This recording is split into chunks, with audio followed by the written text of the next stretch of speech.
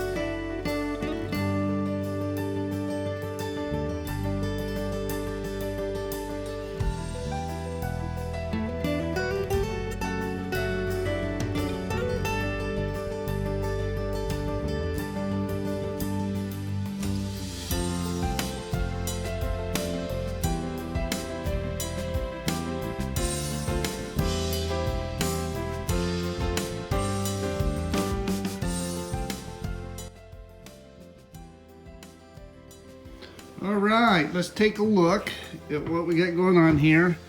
This is just kind of temporarily put up here. So I've got some brackets just holding it up for now. I've got to do some leak testing when I take it outside, get the garden hose on it, spray everything down, double check everything for leaks. And then I'm going to put some other brackets to hold this up, and I'll have some room for some wire chaseways next to it.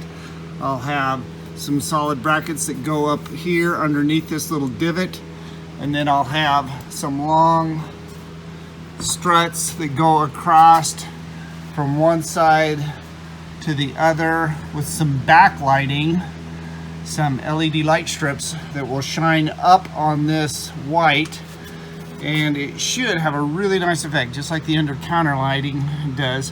So it should reflect off that ceiling very nicely. So that's what we've got going so far. Got our brackets to put around the air conditioning unit and around the max fan.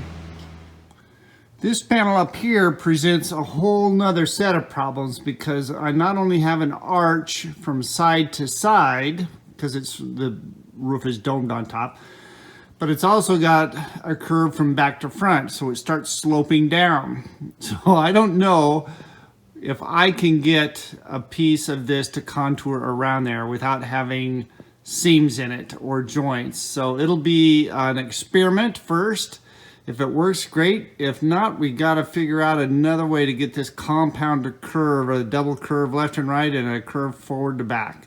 We'll see how this goes. You can kind of get a better idea of the curve from back here. So it's going to look nice here, nice here. You can see the arch from left to right. But then up there, I get that dome towards the front. Let's give it a go.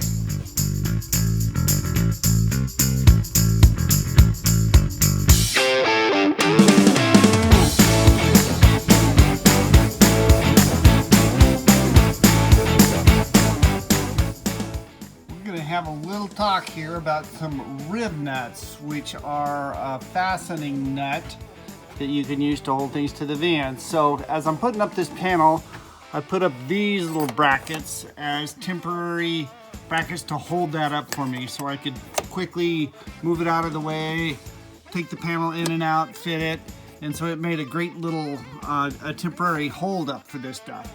Then my original, or not my original, but my final plan is to put these brackets on here with button head screws that I can take in and out really easily and get access to these panels. If I have a leak, if I need some wiring, I need to be able to get access really quick.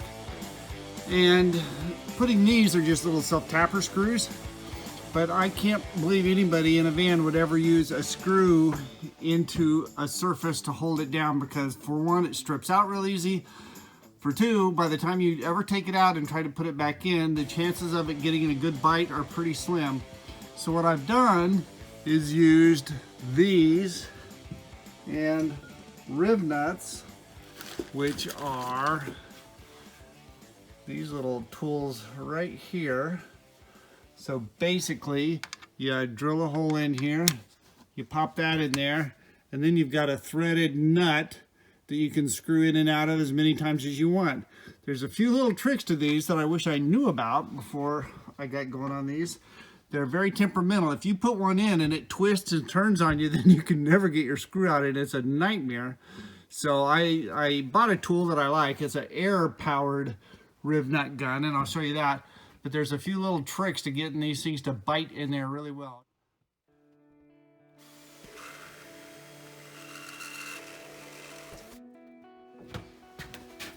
So the trick to getting these little rib nuts in here is making sure that the hole is exactly the right size. If the hole is too big, then these little rivets want to spin in there, and then when you go to tighten up your wrench, it doesn't work very well. So you got to get them just the right hole. And so what I kind of do is waller that out just a little bit, pound it in.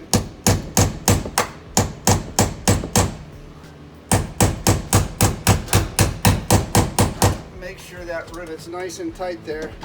And then I can use my tool to sandwich that backside of that little rivet down.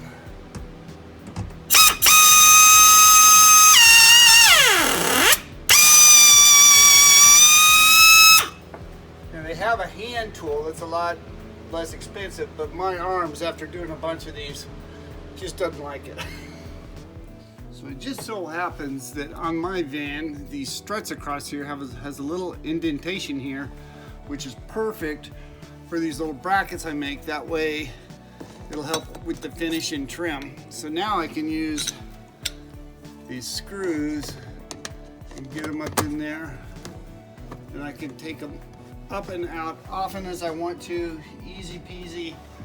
If I've got repairs and things to do, which I know is going to happen, always does. So now that's going to help hold up the headliner.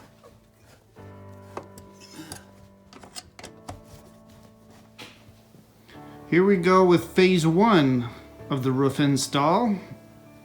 I've got all the panels in, and I've got all the brackets in that I can take out. I can take the panels out easily, do wires, electrical, replace anything I need to do. I'm gonna have to do the cross members here. soon, which will be a piece of cake. I say that I bought everything, but it doesn't quite always turn out that way.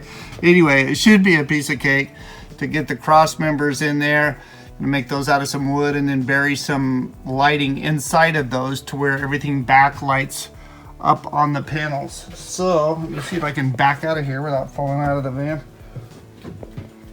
So we've got the shelf up front, the headliner, and then it goes to these panels here, which are the same material as the cabinets. And I think once I get up there, you can kind of see it's got a pretty cool texture to it.